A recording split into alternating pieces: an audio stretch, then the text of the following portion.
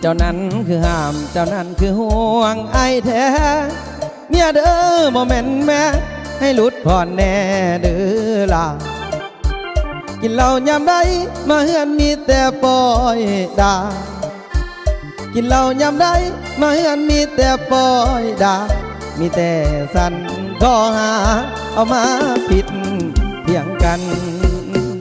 ใครให้ใครด่าก็เอาเงินมาแต่งเมีย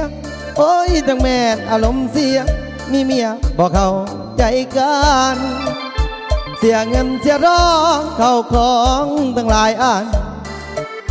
เสียเงินเสียร้องเข้าของตั้งหลายอันคิดว่าสิได้เมียนั้นไปเป็นพันยาที่ดีเมียเด้อเมียเด้อ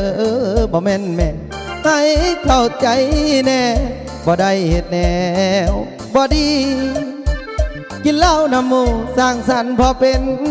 พิธีอย่าหาว่าผัวคนนี้ไปมีผู้สาวทางอื่นคิดใจลูกน้อยจำต้องสู้ทน